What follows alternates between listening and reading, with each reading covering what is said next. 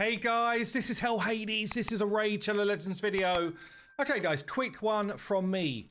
This is the first time this has ever happened, I believe. I'm pretty sure anyway. And it's kind of significant for some. Not for most, but for some. So, what's going on? As of Thursday, and I think it's just for Thursday, just for that one day, there is going to be a 10 times chance to get a specific mythical champion out of a primal shard. Now, there will not be a 2 times chance to get mythical, so it's a 0.5% chance when you pull a primal to get a mythical, but a 10 times chance to get yourself the new event dungeon boss, Kurosa. Now, why is this significant? If you think about why all of the 10 times, 15 times, 20 times chances are basically trash in the game right now, it's because there's so many champions in the legendary pool, right? So, you know, if someone says, oh, you got a 15 times chance to get yourself Athena, it's like, well, that's kind of crazy because there's still, whatever it is, 130 or something legendary champions, probably more than that now, legendary champions that are fighting for that same spot. With mythicals, though, we're talking like, what? 2, 3, 4, 5, 6, 7, 8, 9, 10, 11, 12, 13, 14, 15, 16, 17, 18, 19. I don't know if I can get one of those. 20, 21, 22, 23, 24, 25, 26. I'm not sure if Empress is in the pool. Not sure. 26. I'm also not sure if Carnage is in the pool. So call it 24 mythical champions available. So if you've got 24 little kind of like balls in one of those kind of things, you put your 20p in, you turn it around, you hope to get the Pokemon ball you want or whatever. Imagine if there's 10 more added of one type. Suddenly your chance to get that particular thing that you want is actually much higher.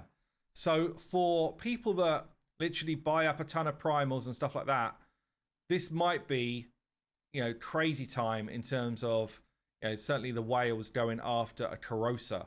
Now, is it worth it is the question, I guess. Is she good enough to warrant the hype and all that type of stuff? Obviously, she's a pain in the ass to fight in the event dungeon, but then she's ramped up and she's got, you know, more boss mechanics and stuff like that. But in terms of what she's actually doing, heal on her A1, AoE hits, cleanse on her A2 with a couple of reasonable buffs, taunt and fortify. I think the only champion in the game that's got fortify at this point, which is basically meaning that you're going to be less likely to receive a crit and an unkillable. Sorry, you're reducing ignore defense mechanics with fortify, not crit.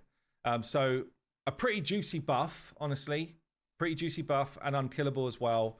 She's got this passive where your team are just taking less damage for each ally alive, 15% less damage.